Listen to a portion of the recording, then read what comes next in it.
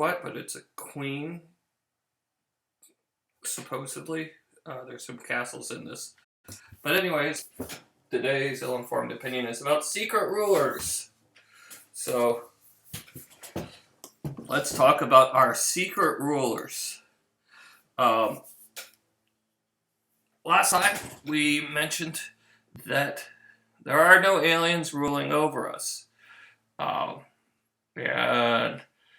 that there are three primary classifications of aliens which are supposed to be ruling over us: the Greys, the Aryans, and the Reptoids. So suffice it to say, that's all rubbish. Now, the Reptoids are associated with the New World Order.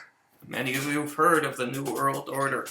And it's a phrase which is frequently used to describe evil UN black helicopter government, one world government conspiracy. But it's actually taken from the back of the dollar bill, where it says, you'll see Novus Ordo Secularum, which means the New World Order, or a new order for our age. Now, that's Masonic in origin, like a lot of the American government, and hence the Masonic pyramid. We could say that these are secret rulers except for the friggin' symbols on the back of the friggin' dollar bill, which is part of the Great Seal of the United States, which was made public immediately upon creation. So, not terribly secret. The 13 steps represent the 13 degrees of Masonhood. The eye is the eye of God, or eye of providence, as they like to call it, but it's basically just a Trinity symbol, with the eye symbolizing God and the point symbolizing the three aspects of the Trinity. So, if you're not a Trinitarian, like if you're a Unitarian, then I guess that might freak you out, maybe. But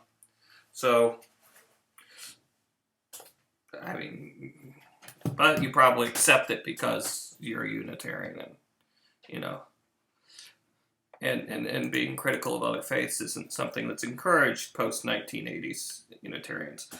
Anyways, so that leads us to one of our fun starting points, the New World Order, which was expressed verbally by Bush, who was simply Bush the Elder, who was simply quoting the Great Seal. The New World Order is supposed to be the order where people rule themselves as opposed to nobles or the church or somebody else, other large institutions prescribing things top down, as opposed to the system which we're supposed to have, which is a republic, democratic republic, where everything is prescribed from the bottom up with some, top down advisory bits, hence the Masons. So, it's actually a pro-democracy statement, or rather a pro-democratic republic statement. Democracy itself is a horrifying experiment, and every time it's been tried, it's collapsed under its own weight, either immediately or after killing off everybody who's not like the people in charge. So,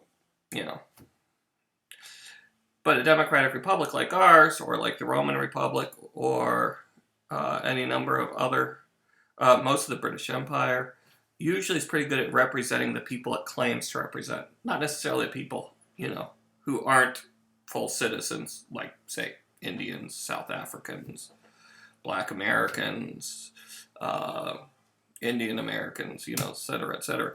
But for the people they claim to represent, they actually do a pretty good job. So, now, all that said, the New World Order is frequently associated with, and you probably can guess this coming in, a certain ethnic group, which I'm tired of saying the name of, not that not that, they shouldn't be respected, but I don't want to fuel any fire. But the New World Order, or any more unjust discrimination against them. So the New World Order is frequently associated with that ethnic group, and there's no real reason why, except that that ethnic group is a scapegoat for people who just don't like anybody who's kind of like them, looks like them, but believes differently from them, despite the fact that that belief is A, the source of their beliefs, and B, that those people are incredibly benign, just like any ethnic group is on the whole.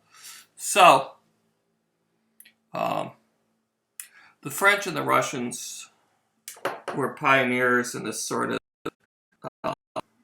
hatred in the 19th and 20th centuries. I mean, I'm not saying this ethnic hatred doesn't go back a long way.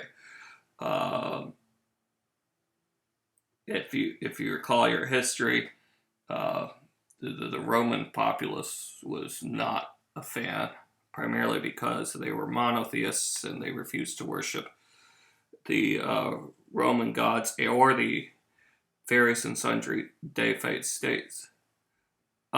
This person is saying I talk about legalizing weed. I've never talked about that, but thank you, Perseog.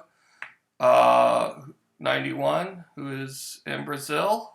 You are our second person to talk with us. So, I personally have no problem with legalizing weed as long as you tax the hell out of it and treat it like you do alcohol and tobacco. So, again, if it's an intoxicant. So, and I'm being asked if I smoke, and I do not. It's not healthy for one to smoke in general, anything. The medical benefits of weed are very, very sketchy at this point. Not to say that there isn't some promising stuff out there, but nothing's fully reported. And I'm sorry that you are in Brazil where it is illegal, but that's not really what we're talking about right now. But thank you for the question. I don't know about how Bolsonaro is handling his own Democratic Republic. From my understanding, he's kind of like a Trumpy. So, in his regard, except even somehow worse. So, no, those are books. But thank you for. Yes, Bolsonaro is bullshit. I agree 100% with you. He's a horrible, horrible person. So, but I don't know how likely it is that Brazilians will be able to get rid of him. I hope they have. I hope they can, but that's he's just a terrible person, and I hope he finds someone much better to replace him the way we have in the United States. So, Perseog 91, do you have any questions regarding conspiracies or secret rulers or history? If you do, please ask. I'm going to move on from this because we're not talking about weed. Although, to be fair, these sorts of conversations are usually facilitated by lots of weed and or alcohol. Anyways, to get on it. So the Hebraic people were considered atheists because they didn't worship the state gods and therefore were suspect. Bear in mind that not worshiping the state gods is basically the definition of atheist until at least 1650, if not past that. So anybody who you see like Christopher Marlowe or Epicurus or somebody like this who is, or what's her name? Oh, shoot. She was head of the museum in Alexandria for Hypatia. If you see them listed as atheists, they were atheists legally in that they didn't worship the gods that the state was encouraging them to worship. They were absolutely not atheists in the sense that we now think of atheists as atheists, because, Marlowe was a heavy-duty Catholic. Hypatia was a strong Neoplatonist, which, by the way, is one of the source religions for Christianity, and Epicurus had his own weird thing. But anyways, to go on, so this sort of prejudice goes back a long ways and is way pre-Christian. And this sort of persecution goes back a long ways. So New World Order has frequently become code for this sort of thing, as has bankers. In fact, the only person I can think of who uses bankers to not be code for evil, for evil members of a specific ethnic group is Bernie Sanders, because he is one. I mean, but he has other rubbish going on. So the idea is that there's a secret cabal of people. Cabal actually was a real thing. It ruled. I believe the original cabal, I believe, ruled parts of England. So secret government rulers actually does happen. Let me get that out of the way. And I'm rambling a lot here. But supposedly there's a secret cabal that's behind the New World Order and so on. The problem with this is all up on the surface. Like the dollar bill, it's all published. It's spoken about openly. There is no hiding this. Okay? And if you think the UN can field black helicopters anywhere with any competence, you haven't paid any attention to what the UN actually does when it tries to be militarily or legally involved in someplace.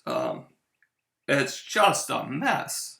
And really, UN troops is just or UN secret UN police.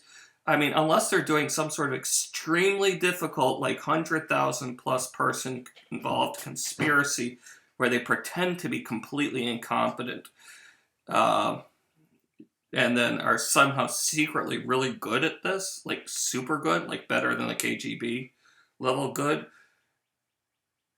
There's no black UN helicopters. There's no UN governed anything, okay?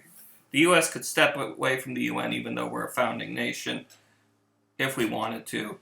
So could any other nation if they wanted to. There's political reasons not to, and diplomatic reasons not to, which are useful. Although, John McCain and others have explicitly stated that the U.S. should step away and found a version of the UN which is focused entirely on supporting democratic republics and other people who have human rights records, which are actually pretty good. So, as opposed to, putting Syria on the Human Rights Council. So, supposedly the UN is the secret ruler of the world. Not true. Supposedly they're running the New World Order. That's also not true. I mean, the New World Order is just us. It's the Western powers. It's Korea, Japan, the U.S., Canada, Germany, Italy. On the 5 minutes each day they have their crap together. That's the New World Order. People who have elected representatives that are responsible to the people. So I firmly, for one, support the New World Order. If that's what it is, which is it is what it is. So now we've discussed a secret ruler sort of situation which doesn't actually exist. Okay? By virtue of the fact that they're not secret at all. In fact, a lot of these so-called secret rulers aren't secret.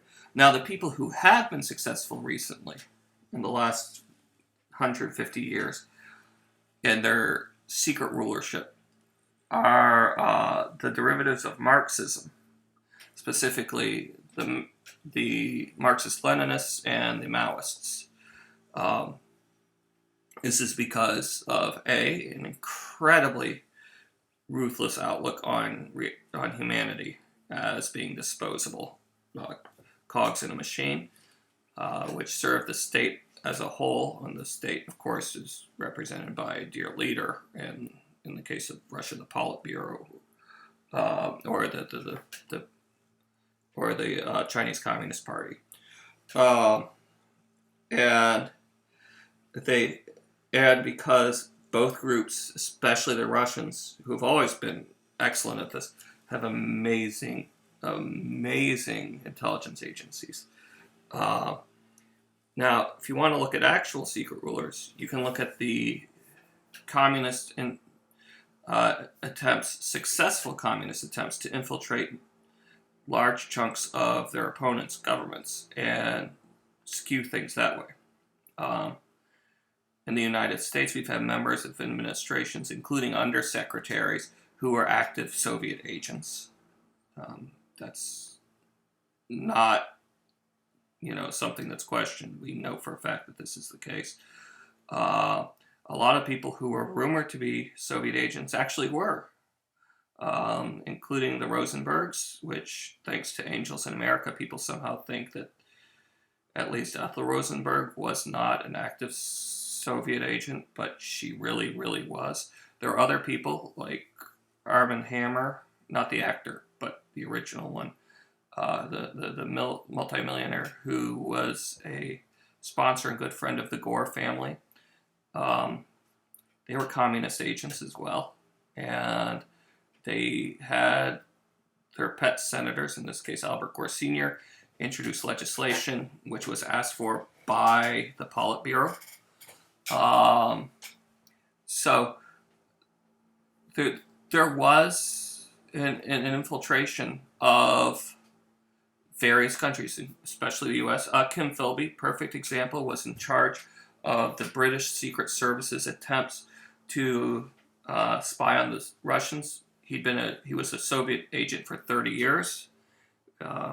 So, this is something that absolutely happens, okay? We're not as good about it as they are. They're much better at it. Being completely ruthless and having no fellow feeling for anything is a key element of being able to pull off these things. If your moral structure is defined by how you serve, your cult, which in a lot of cases Marxism really functions as a cult, or Maoism especially, and that's frequently the case with cults, then you're willing to do anything. I mean, it's like holy war. There's no, obviously there's no God under Marxist communism, unlike most communisms, but under Marxist communism, it's a holy war. And I see infamous Hiking Toasty has said, yo, was WSG. I don't know what WSG means because I'm a Gen X old fart. So, but hey, infamous Hiking Toasty. So these are things, it means what's good. Oh, well, the fact that you guys are talking to me is good. Thank you. So, anyways, do you have any questions, infamous Hiking Toasty? If you do, just type them up there. I'll get to them as fast as I can. So there have been secret rulers. Yes, actually, I have written books.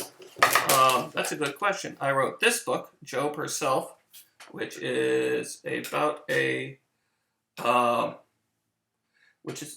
and no, infamous Hiking Toasty is not a well, it seems like she's a plant. It might be my wife, but I don't think my wife says yo WSG. So, but my wife does drill on me that I wrote this. This is my most recent novel, Job Herself. It's about a woman who is a space princess who is whose family is slaughtered in a coup attempt, and she has to kill the usurper and take her rightful place as queen. This one here is In the Land of Nod. It's a science fiction espionage romance. It involves cannibals. You can get those books on pretty much anywhere, actually. They're Amazon, Barnes and Noble. Yeah, Amazon is a great place to get my books. Yeah, just look for my name, Cadotte, Joseph, Cadotte. You should find them. It's Cadotte, pronounced Cadotte, but no one... turning the wrong one. There's also an anthology that I did called Beyond Steampunk, which is alternate histories, where people can... I had a bunch of writers contribute about alternate histories that aren't steampunk. There's no Victorian nonsense in this, okay? And then we also did an alternate history one recently called Fake News, which is about conspiracy theories, which inspired this podcast. Fake news. All these are available at any major bookstore or book outlet like Amazon or Scribd. Actually, I don't know what if Scribd's major, but they just sent me a notice that things were selling there, so good for that. Books a Million, etc., etc. They're only in English, and so I guess if Miss Hiking Toasty liked that. But thank you for allowing me to plug myself. So, yeah, that's very nice of you. Where was I? Okay, so to go back to secret rulers, they actually existed.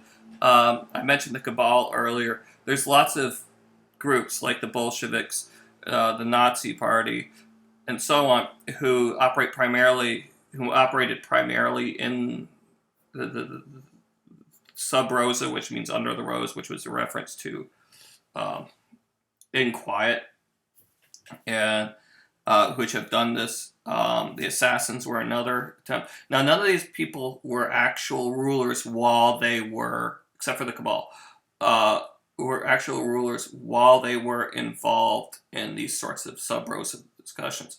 They were involved in achieving and acquiring in power, and once they were in power, they ended up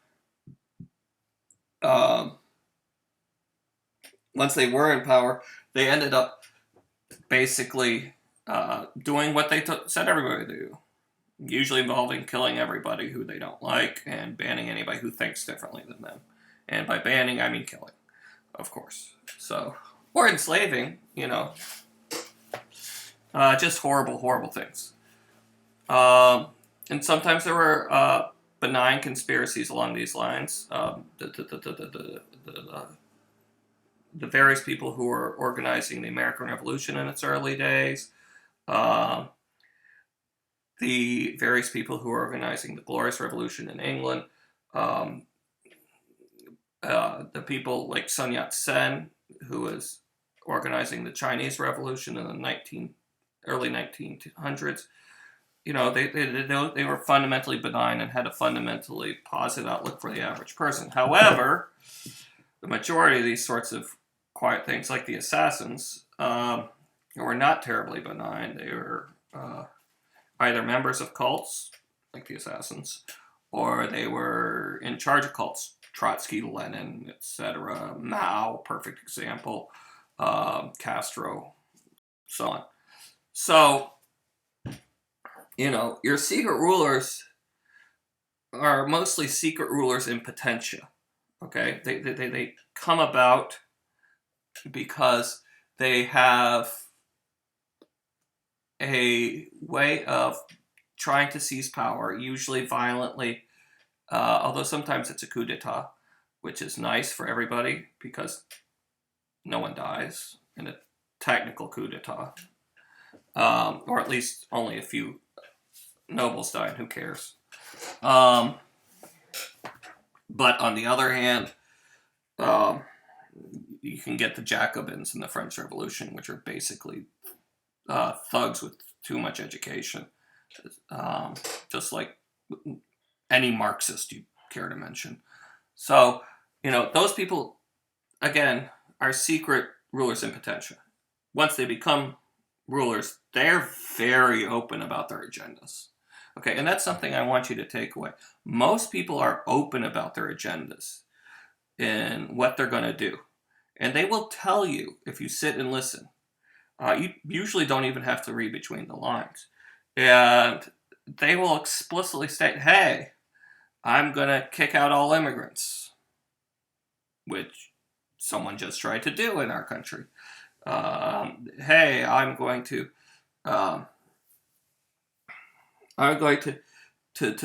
put up barriers to trade, which again someone just tried to do in our country. It has been done many times. Of course, this almost always results in economic collapse of the country and the destruction of the people who they're supposedly protecting. But just because they're idiots doesn't mean they're not also evil. So again, your secret rulers usually aren't secret. They are blatant about it. Which is one of the reasons why the UN isn't anybody's secret ruler. The UN is perfectly upfront about what they want to do. And some of it's good, some of it's bad. But that's the case with most things. I thank everybody for showing up. And unfortunately, I will have to cut out some of this before we put it up for posterity. But you can always ask me questions, make comments, send requests.